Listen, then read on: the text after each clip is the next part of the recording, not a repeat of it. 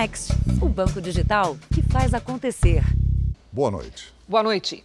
A invasão russa na Ucrânia completa hoje 2 semanas. São 14 dias de ataques, enquanto a população tenta deixar o país. Hoje, uma maternidade foi bombardeada em Mariupol. Pelo menos 17 pessoas ficaram feridas. O repórter André Tal está em Lviv e mostra que o local mais seguro da cidade é um museu. Após o estrondo, o chão tremeu. Bombeiros se apressaram para retirar crianças e mulheres grávidas do prédio. Do lado de fora, muitas mães assustadas com seus bebês. O presidente da Ucrânia, Volodymyr Zelensky, disse que crianças estavam sob os destroços do prédio e chamou o ataque russo de atrocidade contra a humanidade. A cidade de Mariupol está sob um forte ataque russo. Essas imagens de satélite mostram imagens de antes e depois do início do conflito. Segundo o governo local, mais de 1.300 pessoas morreram na cidade desde o início da invasão. As autoridades ucranianas fazem um apelo à comunidade internacional para pressionar a Rússia a aliviar o cerco à cidade de Mariupol. Segundo o ministro das Relações Exteriores do país, Dmytro Kuleba, são 400 mil pessoas que não têm segurança para deixar a região em meio aos intensos bombardeios.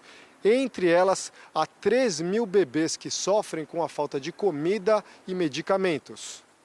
Os ataques também continuam em Kharkiv, no leste da Ucrânia. A região está deserta e muitos prédios já foram destruídos. A ofensiva acontece em meio a um acordo de cessar-fogo entre Rússia e Ucrânia. Nesta quarta-feira, os países anunciaram uma série de corredores humanitários para permitir que os civis escapem dos combates. A Polônia é o principal destino dos refugiados ucranianos. Um levantamento da ONU revelou que mais de 2 milhões de refugiados deixaram o país desde o início do conflito. Mas, enquanto as tropas russas avançam, muitos decidem ficar. Na capital, Kiev, novos recrutas são treinados para usar armas antitanques que acabaram de chegar ao país. Os russos podem entrar em Kiev, mas daqui não vão sair, afirma. Em Lviv, onde está nossa equipe, um museu está sendo usado como bunker quando há ameaças de ataque. A história de Lviv tem ajudado a proteger a população da cidade nos alertas de possíveis ataques russos. Essa é uma construção de 400 anos e, seguindo os padrões da época, as paredes reforçadas de tijolos têm 4 metros de largura. No local funciona um museu, mas desde o início da guerra as visitações estão interrompidas porque toda vez que toca a sirene, cerca de 300 pessoas se abrigam nos corredores do local que é considerado o mais seguro da cidade. A situação é muito triste, mas é bom saber que nosso patrimônio cultural pode proteger nosso povo, diz o historiador. E veja também: União Europeia amplia sanções contra a Rússia. Avião da Força Aérea resgata 42 brasileiros e 26 refugiados na Polônia. Não é mais obrigatório o uso de máscaras em locais abertos em São Paulo. Governo deve apoiar projeto no Senado que tenta frear aumento dos combustíveis. Na Ucrânia, o brasileiro que passa o dia ajudando famílias refugiadas. E os heróis anônimos que ajudaram a isolar uma área antes de um desabamento em Minas Gerais.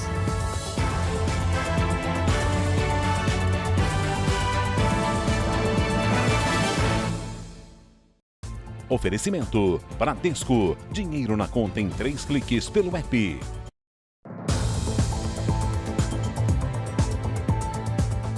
Vamos voltar ao vivo à Ucrânia, onde estão nossos enviados especiais André Tal e Gilson Fred.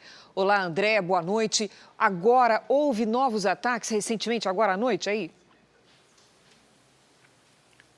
Boa noite, Cris, Celso, todos que nos acompanham. Por causa do toque de recolher, falamos do quarto de hotel. Um ataque foi registrado em Zitomir.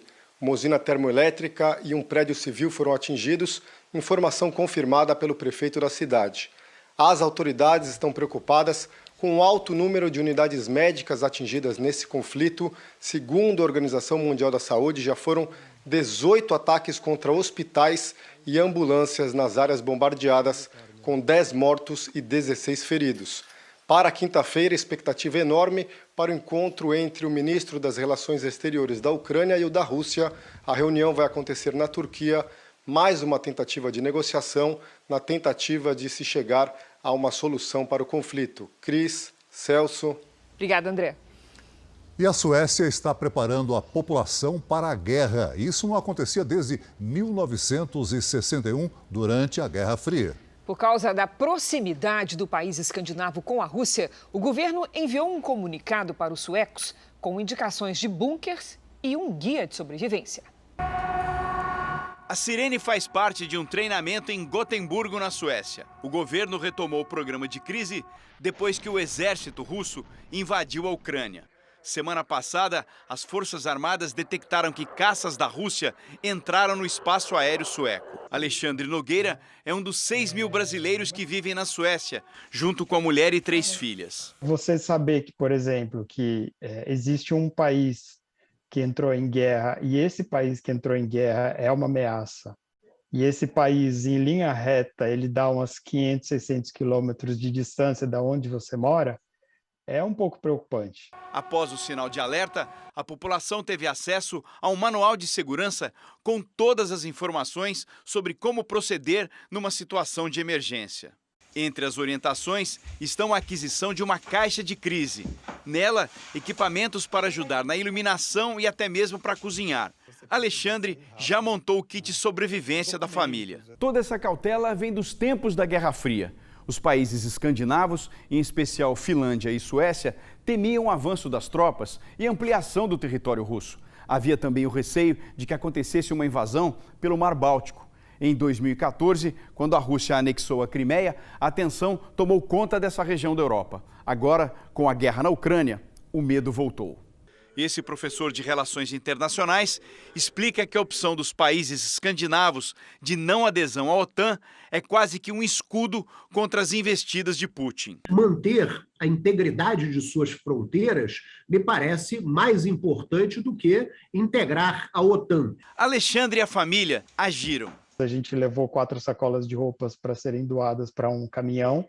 Esse caminhão ele foi até a Polônia e levou essas roupas lá para os refugiados que estavam saindo da Ucrânia.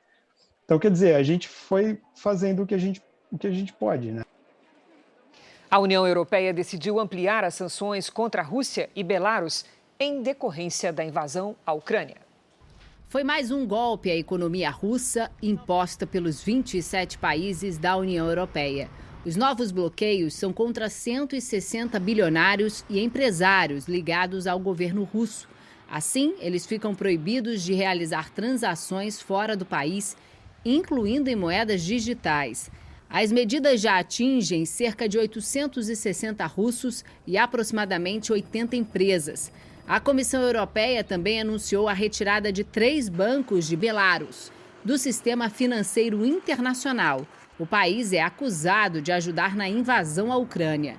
A Rússia ameaça interromper o fornecimento de gás aqui para a Europa. E para conter a disparada no preço, que já é sentida aqui no continente, a União Europeia estuda impor um limite do valor cobrado da população nos 27 países do bloco.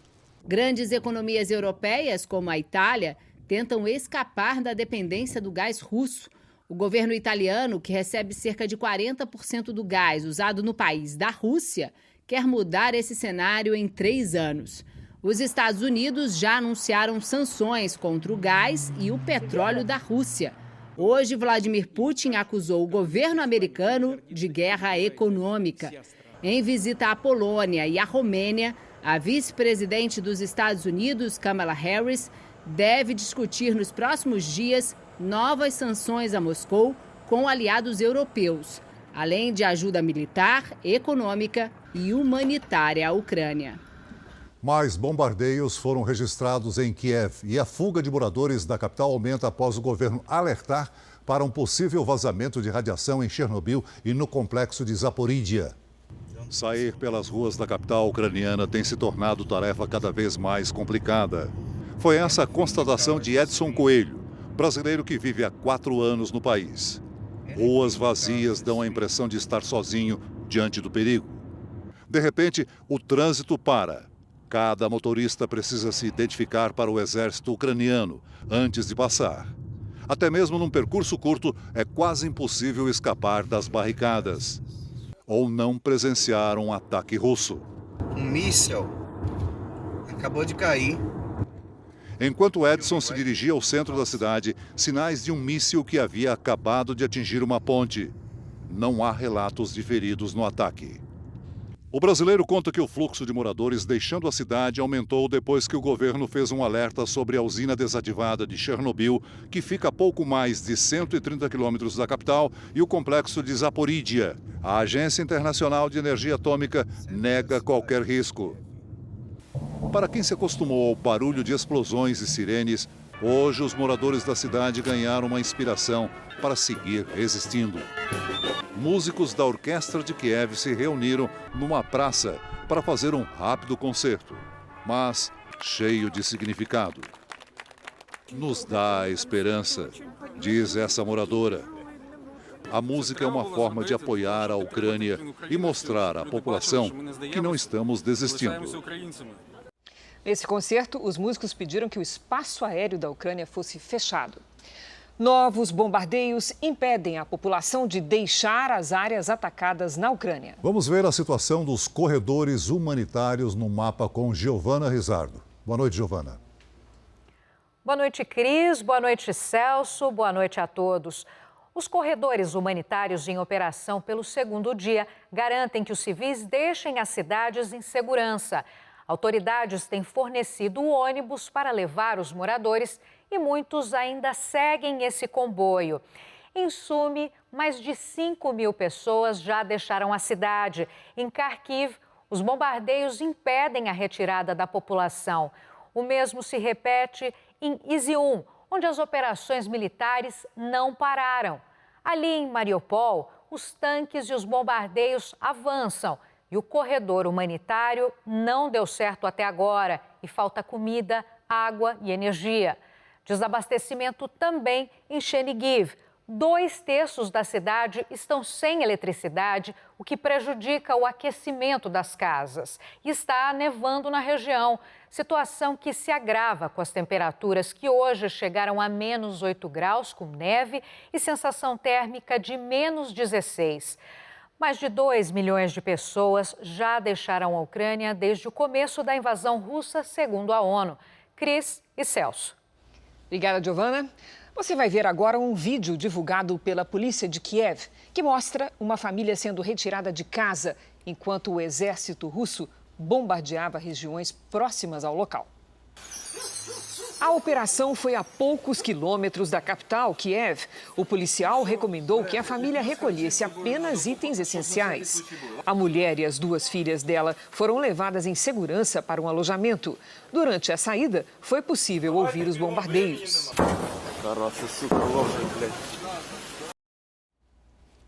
A partir de amanhã, os consumidores brasileiros ganham mais um recurso para identificar ligações insistentes de empresas. Elas passarão a ser reconhecidas pelos números 0303. De repente, um número desconhecido aparece na tela. É mais uma ligação inesperada de telemarketing. Difícil é quem não se sente incomodado. Todos os dias e constantemente, uma média de mais de 6 ligações ao dia. Parei de atender e acabo perdendo clientes por isso. Só hoje? 1, 2, 3, 10, 12. 12 ligações. 12 ligações. Mas isso não deve continuar assim. As empresas que ligam para o consumidor oferecendo produtos ou serviços vão ter de usar um código específico antes do número normal da linha.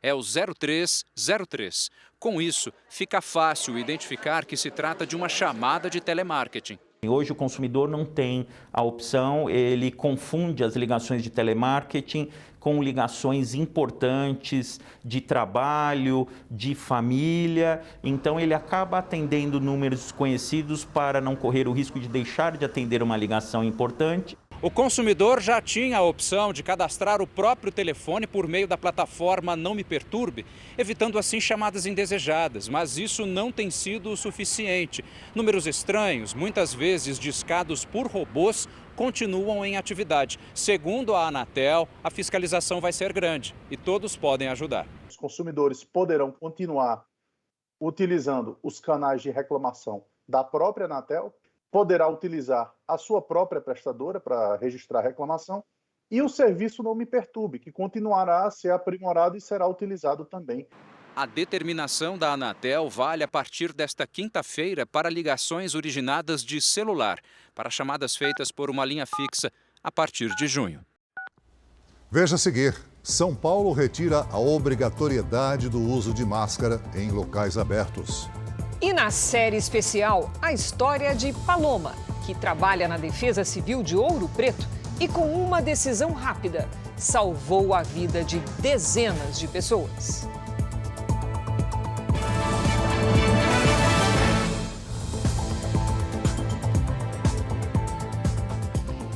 Em Brasília, a Comissão de Constituição e Justiça do Senado adiou para a semana que vem a análise da proposta de emenda à Constituição que moderniza a cobrança de impostos no país.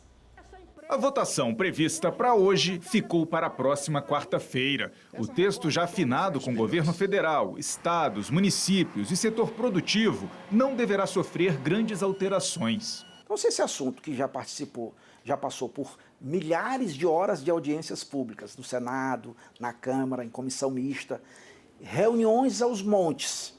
Se esse assunto não está maduro e a gente esperar amadurecer mais, ele vai cair de podre. A reforma tributária quer simplificar a cobrança de tributos com a criação de um único imposto que diminui a taxação sobre o consumo.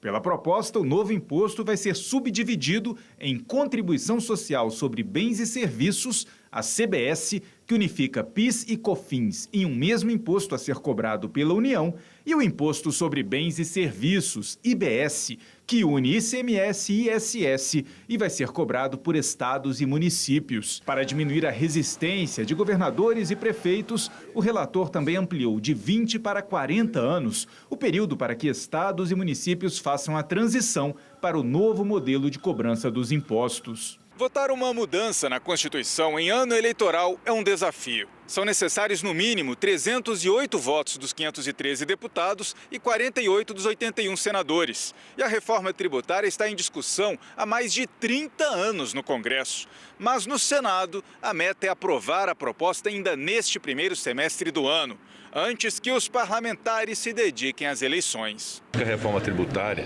mais ampla, que é a PEC 110, ela dá um prognóstico melhor, né, de estabilidade, de previsibilidade no futuro. Mas ela ainda está na CCJ do Senado, há um longo caminho pela frente. O sistema de impostos do Brasil é considerado um dos mais complicados do mundo e atrapalha o crescimento econômico. O sistema tributário, a tributação não pode ser nenhuma vantagem e nenhuma desvantagem competitiva. Infelizmente, tamanha é a complexidade do sistema, as empresas passam mais de 2.000 horas ao ano apenas para ficar em conformidade com as leis. O nosso sistema tributário ele já é ultrapassado e a PEC 110 tem esse objetivo, simplificar para tornar o sistema tributário mais justo e menos desigual. O presidente Jair Bolsonaro cancelou a agenda que teria hoje no Rio de Janeiro e ficou em Brasília para discutir propostas para segurar o preço dos combustíveis. A estratégia do governo vai ser apoiar a aprovação de um projeto em discussão no Senado. No terceiro dia de debate sobre combustíveis a portas fechadas, o governo decidiu que a prioridade neste momento é a aprovação do projeto que está no Senado e que muda a forma de cobrança do ICMS, um imposto estadual responsável por cerca de 25% do preço dos combustíveis. O governador de Mato Grosso disse hoje em Brasília que não adianta só cortar o imposto estadual. Nesse momento de crise, dificuldade, todos precisamos contribuir. Governadores precisam contribuir, a Petrobras precisa contribuir. Não adianta só cortar, né, o ICMS, ele é uma parte pequena do problema. A grande parte está no preço internacional e no repasse que a Petrobras faz diariamente para o bolso do consumidor. O texto, que já foi aprovado na Câmara, determina que o percentual usado para calcular o imposto seja único para todos os estados e tenha um valor fixo. Outro projeto em discussão no Senado cria uma conta para financiar a estabilização dos preços nos postos, com recursos de parte dos lucros da Petrobras. Embora a prioridade seja a aprovação da proposta no Congresso, alguns integrantes do governo ainda sugerem outras duas possibilidades: usar recursos públicos para evitar novos aumentos no valor dos combustíveis e mudar a política de preços da Petrobras. Não há consenso para definir as propostas, que colocam em lados opostos as alas política e econômica do governo. O presidente Jair Bolsonaro tem acompanhado de perto as discussões e nesta quarta-feira chegou a cancelar a viagem que faria para Duque de Caxias, no Rio de Janeiro. Bolsonaro participou do terceiro dia seguido de reuniões junto com os ministros Ciro Nogueira, da Casa Civil, Paulo Guedes, da Economia, Bento Albuquerque, de Minas e Energia e Roberto Campos Neto, presidente do Banco Central. O presidente tem cobrado da equipe ações rápidas. Bolsonaro teme os efeitos políticos e econômicos da disparada do barril do petróleo no mercado internacional por conta da invasão da Rússia à Ucrânia. Veja a seguir o voluntário brasileiro que ajuda famílias a deixar para trás a guerra na Ucrânia. E na série especial, a agente da Defesa Civil que usou de coragem e atitude para salvar vidas antes de um desabamento em Minas Gerais.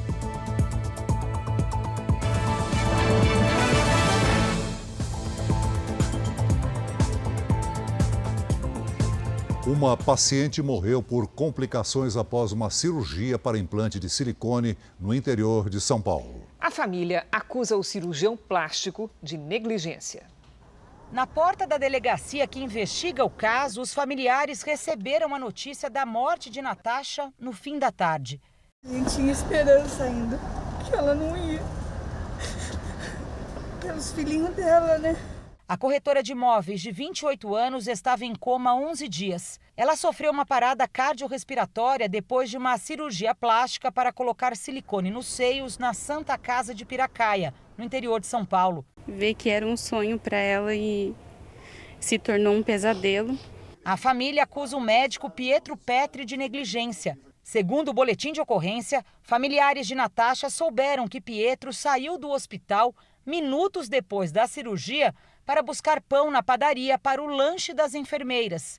E que pode ter sido nesse momento que Natasha teve uma piora no quadro clínico quando o médico estava ausente. A família disse que Natasha recebeu anestesia local e que a cirurgia durou apenas 32 minutos. Que logo após o procedimento, o cirurgião e o anestesista saíram do hospital e que ela foi levada para um quarto, onde ficou sozinha, até que uma enfermeira passou e viu a paciente em parada cardíaca. Acho que tinha que ter alguém para ficar com ela lá.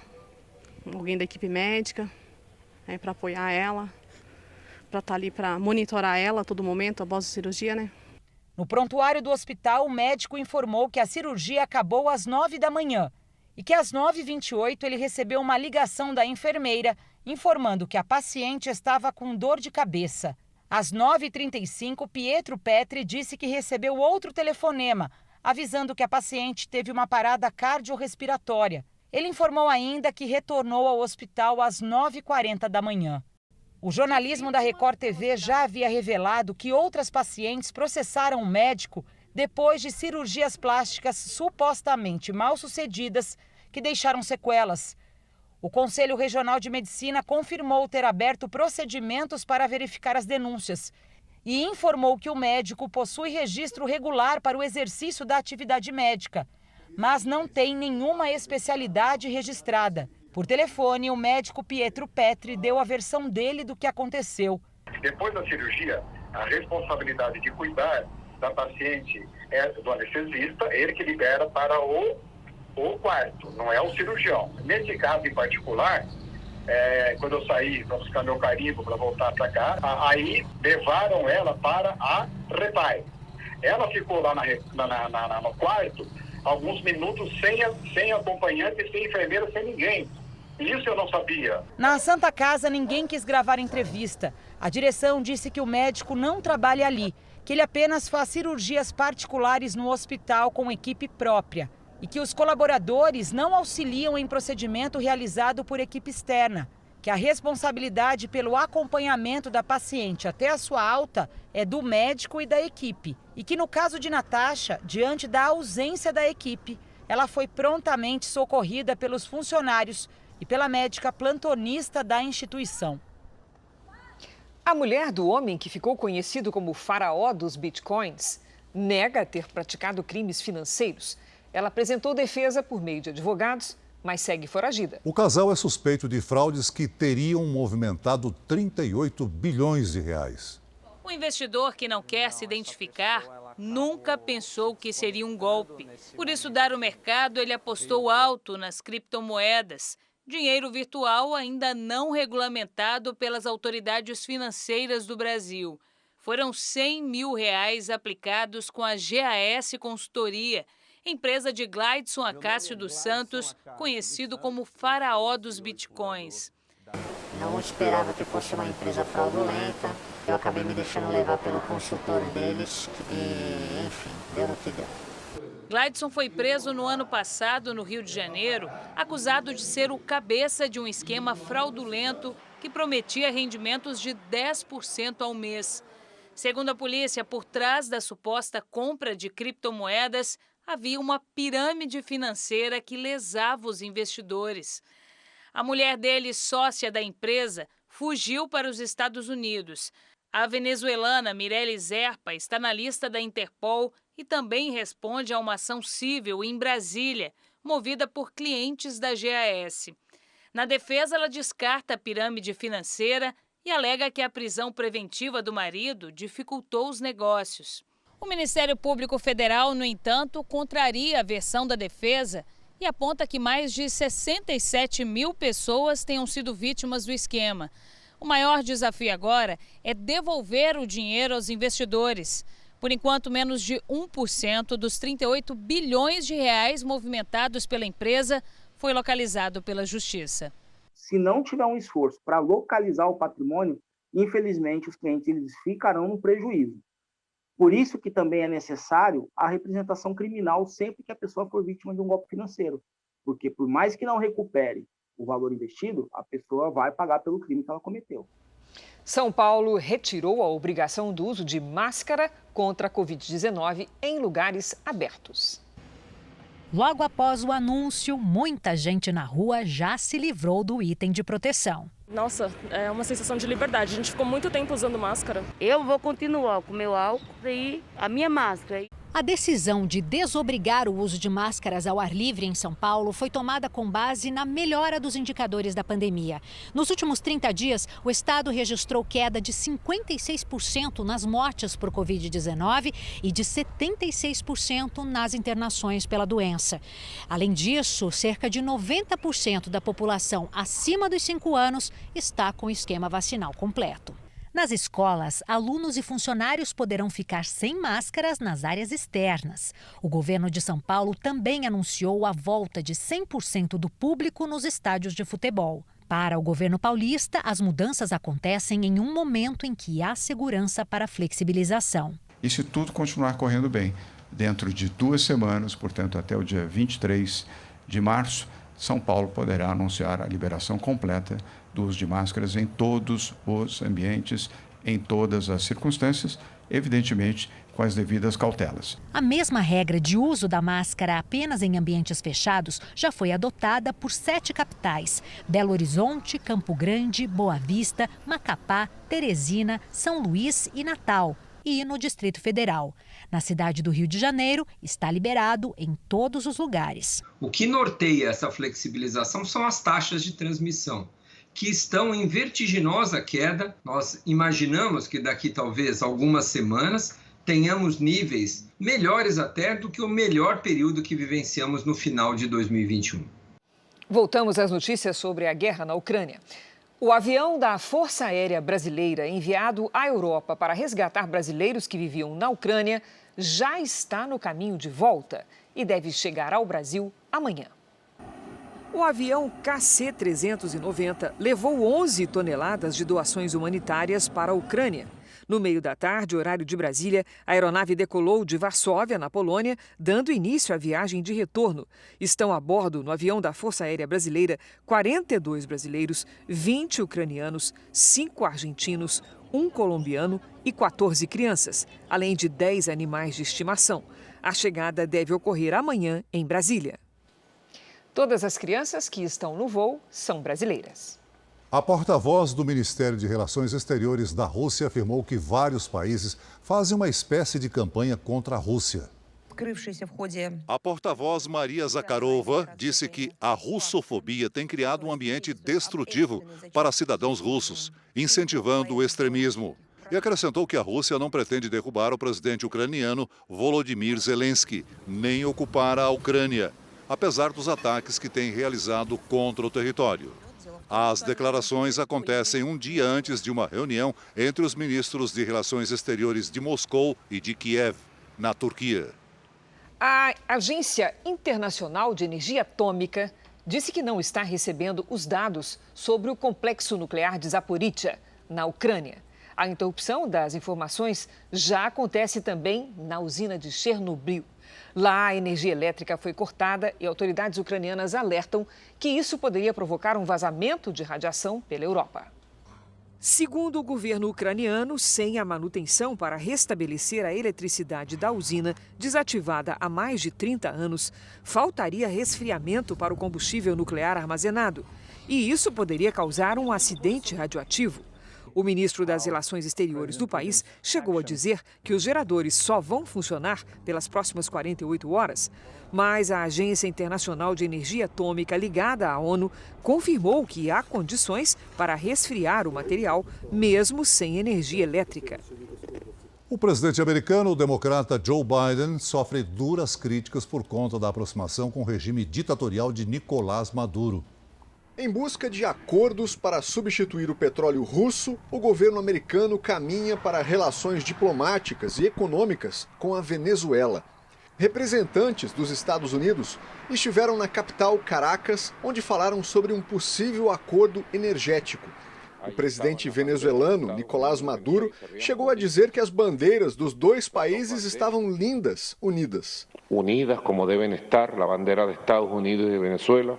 Mas há tensões não resolvidas entre o governo americano e o regime ditatorial venezuelano. Desde 2019, os Estados Unidos começaram a impor sanções econômicas ao país, após a reeleição de Maduro ser apontada como fraudulenta. Na época, o então presidente americano Donald Trump reconheceu o opositor, Juan Guaidó, como presidente interino da Venezuela. Mas o democrata Joe Biden parece não se importar com a situação e pretende colocar o petróleo da Venezuela de volta ao mercado mundial. Embora o país sul-americano tenha as maiores reservas comprovadas de petróleo do mundo, precisaria receber investimentos, o que poderia fortalecer o ditador Maduro. Se a economia da Venezuela crescer mais, Maduro diminuirá a insatisfação popular. E da mesma maneira, ao exportar mais petróleo, ele terá mais dólares que o ajudarão a fazer compras no mercado internacional, inclusive de armas, já que a Venezuela tem sido, sim, uma grande importadora de armamento na América Latina nos últimos anos. O possível acordo energético só aumentou as críticas ao presidente Biden, que desde agosto do ano passado, quando retirou as tropas do Afeganistão, mês após mês, não vê o índice de aprovação chegar aos 50%. E Biden é criticado por representantes do próprio partido. Robert Menendez, senador democrata de Nova Jersey, disse que o governo americano não deveria apoiar Nicolás Maduro, a quem chamou de ditador sob investigação por crimes contra a humanidade. Menendez afirmou ainda que o desejo do povo venezuelano por democracia vale muito mais que alguns milhares de barris de petróleo. Além disso, Biden começa a perder a confiança e a credibilidade perante o mundo. Não basta um país ser forte, ter grandes exércitos, ter as melhores armas. É preciso que aquele país demonstre capacidade e comprometimento em utilizar o seu poder quando necessário. E isso, a personalidade de Joe Biden tem demonstrado que não será sempre o caso. Então, a confiança do mundo dos Estados Unidos está, sim, diminuindo a cada dia.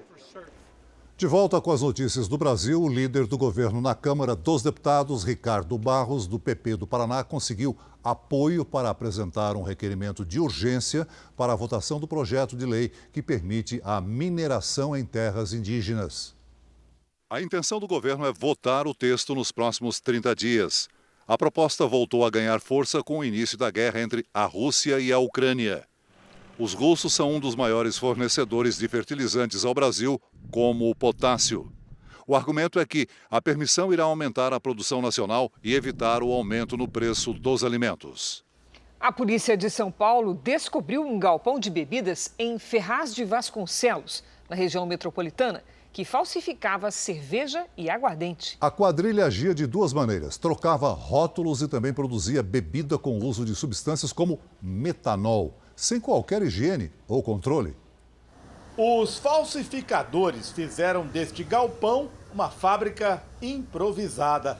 Preparavam mais de 3.500 garrafas de cerveja por dia. Trocavam o rótulo e a tampa do produto mais barato do mercado pelos de outra marca, ao menos 2 vezes mais cara. 3 pessoas foram presas. Não tinha condição nenhuma de higiene. Coloca em risco o consumidor, a saúde. Daqui também saíam lotes de aguardente. A bebida era colocada em garrafas de uma marca de prestígio. A polícia suspeita que a aguardente apreendida era de produção caseira. Uma perícia está sendo feita para determinar se a quadrilha utilizava metanol, o álcool que é matéria-prima de combustíveis e solventes. O metanol oferece alto risco não só para o fígado de quem bebe. É um produto mais barato, né, em relação ao etanol. É um produto que ele é mais forte, o teor alcoólico dele, né, o sabor dele é mais forte. O seu principal efeito tóxico é causar cegueira, porque ele compromete especificamente todos os nervos, toda a circulação da visão. O mercado de bebidas falsificadas cresceu muito ao longo da pandemia. Quando o consumo de álcool e drogas disparou, muitas adegas surgiram nas periferias. A recomendação é que os consumidores prestem atenção, principalmente ao que é servido depois das primeiras rodadas. É quando quem consumiu álcool perde a capacidade de reconhecer a fraude. O consumidor tem que duvidar do preço, ele frequentar um local que seja de confiança dele. São precauções mais de segurança que ele que vai ter que analisar. O Supremo Tribunal Federal decidiu hoje, por 7-4, que a casa do fiador de um contrato de aluguel comercial pode ser penhorada para quitar a dívida deixada pelo inquilino. A decisão deverá ser seguida por juízes e tribunais de todo o país. Esse é um dos destaques do portal R7. Para ler essa e outras notícias, acesse r7.com. Uma barragem na região metropolitana de Belo Horizonte está no nível máximo de risco de rompimento. A barragem da mina de Serra Azul está desativada desde 2012 e fica na cidade de Itatiaiuçu, a 74 quilômetros de Belo Horizonte. O local armazena mais de 5 milhões de metros cúbicos de rejeitos. A empresa ArcelorMittal, responsável pela estrutura, afirma que ela não apresenta risco de ruptura iminente e que monitora o local 24 horas por dia. A classificação de risco máximo foi feita pela Agência Nacional de Mineração. Em 2019, famílias foram obrigadas a sair de casa em Itatiaiuçu por causa do risco de rompimento da barragem. E vem mais chuva na metade norte do Brasil. Em menos de 10 dias, a capital, Teresina, registrou mais de 80% de toda a chuva esperada para o mês de março. Como é que vai ficar o tempo nessa quinta-feira? Hora de conversar com a Lidiane Sayuri. Boa noite, Lid. Como é que vai ser? Com mais chuva, Cris. Boa noite para você, Celso. para todo mundo que nos acompanha. Olha, já é normal chover forte nesta época do ano entre o Nordeste e o Norte do país. E este ano ainda temos a ação do Laninha, que provoca o aumento das chuvas. Uma circulação de ventos causa temporais nas próximas horas entre o Rio Grande do Norte e o Amapá. Atenção para o risco de transbordamentos, alagamentos, enchentes e deslizamentos no Ceará, Piauí, Maranhão e na região de Belém, no Pará. Na outra ponta do país, uma frente fria avança e espalha chuva com granizo sobre os 3 estados da região sul. Mais cedo, um temporal de 20 minutos foi o suficiente para alagar cidades da Grande São Paulo. O Corpo de Bombeiros registrou mais de 40 ocorrências envolvendo árvores e 5 áreas de enchentes, sem vítimas até o momento. A quinta-feira terá poucas mudanças no centro-oeste e no sudeste. Muito sol, calor e temporais isolados no fim do dia. Máxima de 32 graus em Florianópolis. No Rio de Janeiro faz 36. Em Cuiabá, 33. Em Salvador, 30, com risco de transtornos por causa da chuva forte a qualquer hora. Em Porto Velho, até 32. Em São Paulo, tempo bem abafado, com 33 graus e temporais no fim do dia. No sábado e no domingo, aí sim é que o calor diminui um pouquinho, para 28 e 26 graus. Até amanhã, gente. Obrigada, Lidy. Até amanhã, Lidy. Uma expedição encontrou destroços de um navio que naufragou na Antártica há 107 anos. A embarcação do explorador Ernest Shackleton estava a 3.000 metros de profundidade e bem conservada. O navio Endurance foi visto pela última vez em 1915. O local do naufrágio, o Mar de Weddell, será protegido como um sítio histórico. E nos Estados Unidos, morreu o primeiro homem a receber em um transplante um coração de porco geneticamente modificado. David Bennett tinha 57 anos. Ele havia feito a cirurgia em janeiro deste ano no estado de Maryland. O hospital informou que o paciente sabia dos riscos do procedimento experimental. Em entrevista antes da cirurgia, Bennett afirmou que era um caso de vida ou morte e que queria viver. Ele teve uma piora na saúde nos últimos dias e não resistiu. O encontro casual evitou que uma manhã comum fosse lembrada para sempre como uma tragédia em Minas Gerais. Na reportagem de hoje da nossa série especial, você vai ver como a decisão rápida de uma trabalhadora anônima a transformou em heroína.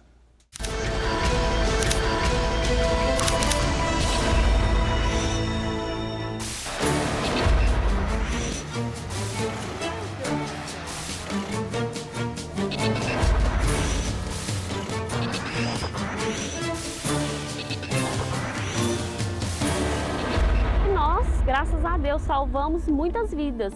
Já que ali ainda não está podendo mexer, nós poderíamos estar aí ó, com muitas famílias desesperadas, esperando até localizar um corpo ali, né? Quando Paloma fala nós, está falando dela e do Sebastião.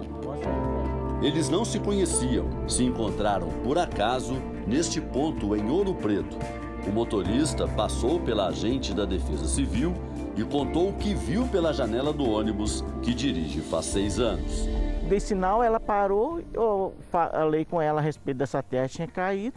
Aí ela pegou e falou assim, então tá, eu já vou deslocar direto para lá. Sebastião seguiu viagem, mas Paloma mudou a rota. Em vez de ir para a base da Defesa Civil, começar o expediente, foi direto para o endereço mencionado pelo motorista. E ainda contou com a ajuda do barbeiro Fábio. Eu já fui fazendo isolamento com a fita zebrada, desviei os veículos. O Fábio aqui deu um apoio, né, pedindo para o pessoal sair, porque tinha muitos curiosos aqui.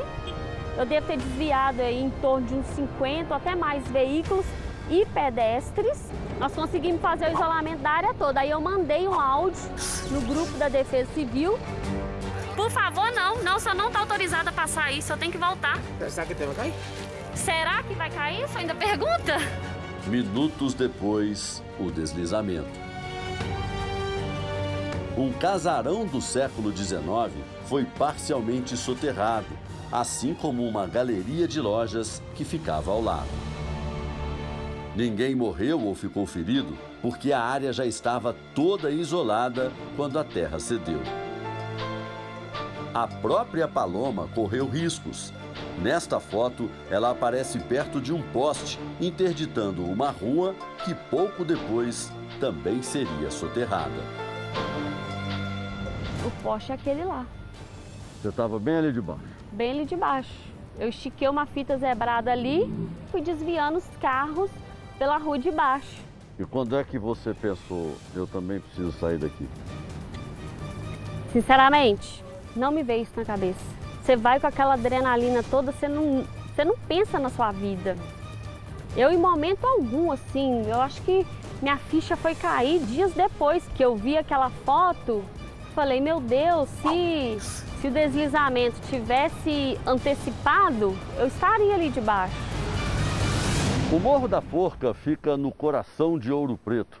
Liga a parte histórica ao centro estudantil e comercial. Milhares de pessoas passavam por aqui todos os dias de carro, ônibus, a pé. Agora só pedestres circulam pela área restrita. Se não fosse o rápido bloqueio no dia do acidente, a tragédia poderia ter sido muito maior.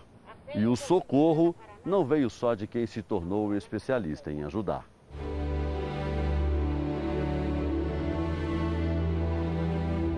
Na hora do acidente, o Fábio estava assim. Eu estava olhando o celular. Exatamente, exato. Aí pela janela você notou algo diferente? Notei, meio metro de terra mais ou menos, um volume de meio metro de terra. Aí saiu aqui da barbearia para ver o que estava acontecendo. Eu vim caminhando e olhando, né? Ali no ponto tinha umas 6, 7 pessoas. Ali onde daqui a gente só consegue ver o telhado, era um ponto de ônibus. Ali era um ponto de ônibus. Aí veio 2 ônibus. O primeiro passou, caiu um volume pequeno de terra. Mas quando passou o segundo, caiu um montante bem grande, mais ou menos uns 2 metros de terra. Nisso chegou a funcionária da Defesa Civil, a Paloma. E ela foi e isolou lá na esquina. Enquanto isso, Fábio falou para as pessoas que estavam no ponto saírem e ainda impediu a passagem de um ônibus pelo local, onde o morro desabou. Esse horário devia ter uns 30 passageiros dentro do ônibus. Foi tudo muito rápido. Mas aí já não tinha mais ninguém. Já não tinha, já estava isolado o perímetro. Você ajudou a isolar. Exatamente, já estava isolado o perímetro já. Superado o susto, Paloma e Fábio se sentem orgulhosos por terem evitado uma tragédia. Pessoas a pé vieram até a barbearia para me agradecer. E falavam o quê? Que eu fui um herói também. E obviamente que você ficou feliz. Exato. Você se sente um herói? Sim. Recebi muito elogio, assim como também recebi críticas, né? Ah, mas ela estava cumprindo o papel dela, sim.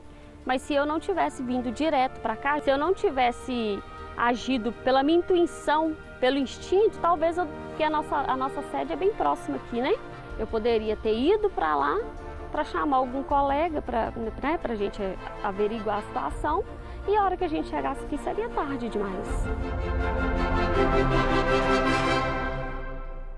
Voltamos a falar da guerra na Ucrânia com uma notícia que acaba de chegar. O presidente ucraniano chamou agora há pouco, em um pronunciamento, o ataque russo a uma maternidade de crime de guerra. No pronunciamento, transmitido há poucos instantes nas redes sociais, Volodymyr Zelensky afirmou que jamais faria algo igual a qualquer cidade do mundo e pediu à comunidade internacional que condene o bombardeio. A Rússia acusou a Ucrânia de colocar posições de combate na área do hospital. A Casa Branca alertou que a Rússia pode vir a usar armas químicas na Ucrânia. Já Zelensky chamou a ameaça do presidente russo Vladimir Putin de recorrer a armas nucleares de blefe. O repórter André Tal, que está em Lviv, na Ucrânia, conheceu um brasileiro que está trabalhando como voluntário na guerra. Ele dirige entre a Ucrânia e a Polônia, levando refugiados para um local seguro. Pelas ruas de Lviv circula um carro com a bandeira do Brasil. O motorista é Rodolfo Caires. Você está indo para onde agora, Rodolfo? Agora a gente está indo na estação de trem de Lviv, buscar pessoas, ver ali quem está precisando para atravessar a fronteira, né? Levar para a Polônia hoje ainda. Você não sabe nem quem você vai pegar, mas se tiver uma pessoa precisando de ajuda... Chegando lá, a gente vai fazer uma triagem, vai ver quem procura a gente, mas sempre tem pessoas precisando. O brasileiro que vive na Irlanda viajou para o leste europeu para se tornar voluntário durante a guerra. E agora passa os dias dirigindo entre a Polônia e a Ucrânia. A gente está se aproximando da estação de trem de Lviv, por onde os refugiados chegam das áreas de mais intenso conflito. E essa é a 5ª vez que o Rodolfo cruza a fronteira para a Ucrânia em apenas 12 dias. Ele fez uma base na Polônia e a cada 2, 3 dias ele volta para cá para tentar resgatar refugiados que precisam de ajuda para sair do país, para sair das áreas de conflito. Em frente à estação, Rodolfo distribui bebidas, principalmente para famílias com crianças. Agora, Rodolfo segue para a fila de refugiados que buscam transporte para a Polônia. O Rodolfo está tentando explicar para a família, que a mãe com 2 filhos, que ele pode levá-los para a Polônia. Eles não falam muito inglês, a senhora não fala muito inglês, ele está tentando se comunicar da melhor forma possível, explicando que pode ajudá-los, que pode dar carona, eles não precisam esperar tantas horas pela fila para conseguir um ônibus. É a Lena com uma filha de 11 anos, um filho de 8 anos, eles vêm de perto de Kharkiv, região muito bombardeada, e agora estão em tranquilidade porque conseguiram a carona com o brasileiro para cruzar a fronteira, para conseguir sair da guerra com segurança. Agora que você conseguiu convencer essa família, conseguiu tranquilizá-la, como é que está o coração? Ah, muito cheio, né? Saber que são mais 3 que eu tô conseguindo tirar aqui da zona de guerra e levar para a Polônia. A mãe com 2 filhos diz que está aliviada por conseguir a carona no conforto de um carro. A viagem até a fronteira demora 2 horas. No caminho, Rodolfo ainda resgatou outra mãe com filho. A espera na imigração é longa. Agora estamos aqui esperando para atravessar e depois disso a gente já vai estar em território polonês. Mas, finalmente, o grupo chega em território seguro. Good. Você tem um coração bom, diz Lena para o brasileiro, que celebra junto com os refugiados. O Jornal da Record termina aqui. Novas informações da guerra na Ucrânia na edição da 00:30 do Jornal da Record e também no Fala Brasil. Fique agora com a Bíblia. Episódio de hoje, Abertura do Jordão. A gente se vê amanhã. Até lá. Boa noite e até amanhã.